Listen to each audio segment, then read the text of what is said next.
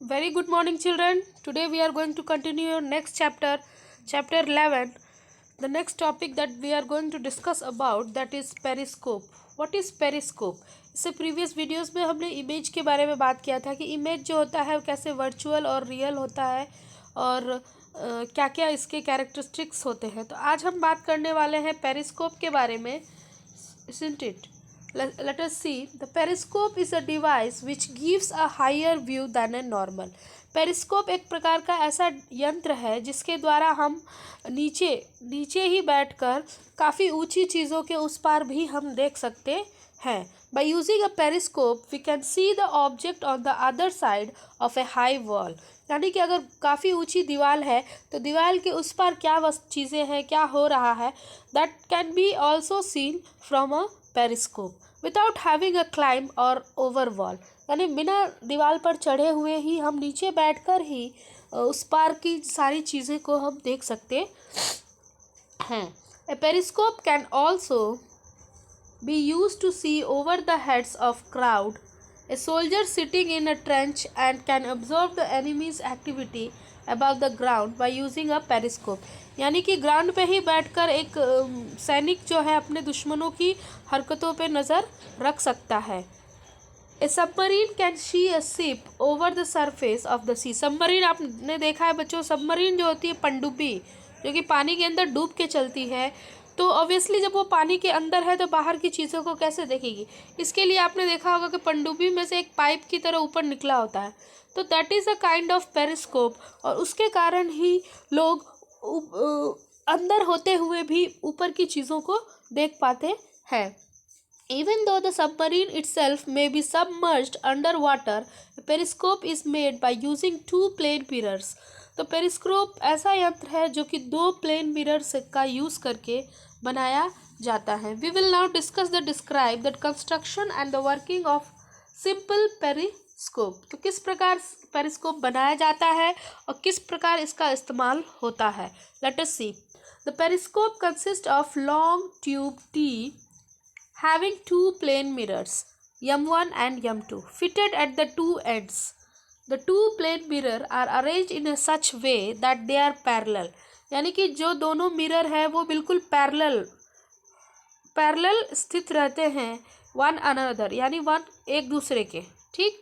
Each plane mirror however makes an angle of 45 degree with the side of tube. There are two holes in the periscope tube.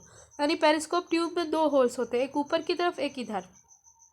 One hole in the front of top mirror के ठीक सामने होता है, and the other hole is the front of bottom mirror.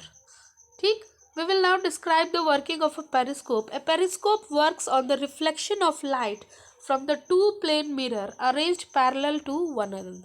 यानी कि ये reflection of light के ऊपर ही काम करता है, जो जहाँ की दो प्लेन मिरर एक दूसरे के वन अनदर पैरेलल होते हैं.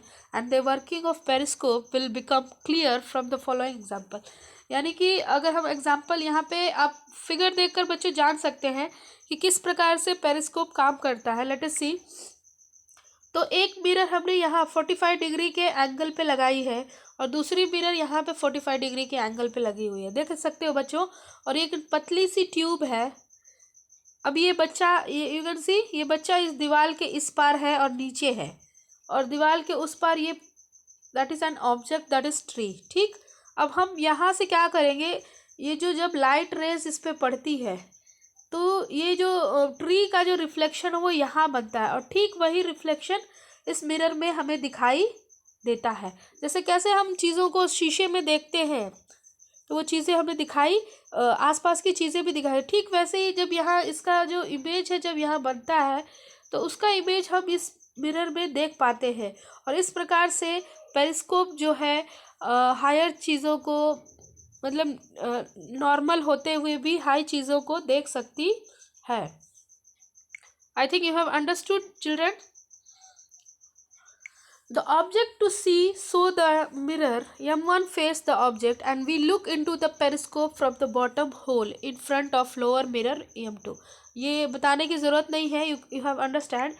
एक बार और मैं बता दूं कि किस प्रकार से होता है. यानी कि यहाँ पे दो मिरर, एक पाइप होती है बड़ी सी और दो ओपनिंग होती है, एक ऊपर की तरफ और एक नीचे की तरफ. और ये दोनों मिरर जो है 45 डिग्री के एंगल पे स्थित होते हैं और दोनों एक दूसरे के पैरेलल होते हैं। इसके कारण जो ये पेड़ का जो रिफ्लेक्शन है यहाँ पड़ेगा, यानी इमेज यहाँ बनेगा और यहाँ से हम इस मिरर से हम इसका इमेज देख सकते हैं। आपने कभी देखा होगा ना कि एक मिरर में अगर हम कोई फिगर दिख रहा है तो एक और हम मिरर लगा देते हैं, तो वहाँ पे भी जैसे कि दुकानों में आपने देखा होगा बहुत सारे शीशे लगे होते हैं, मिरर्स लगे होते हैं, जिसके कारण हम दुकान की हर चीज़ को उस मिरर में देख पाते हैं। तो ठीक वैसे ही जब इसका इमेज इस मिरर में बनेगा तो इस मिरर की सहायता से जब हम देखेंगे तो इसका इमेज भी यहाँ दिखाई देगा। तो इस प्रकार हम ये जान लेंगे कि दीवार के ये जो दीवार है इसके उस पार क्या है। ओके स्टूडेंट्स, सो चिल्ड्रन आपका ये chapter 11 is over and I will send you the notes tomorrow. In the next video I will teach you the new chapter, that is electricity and circuits. Okay students.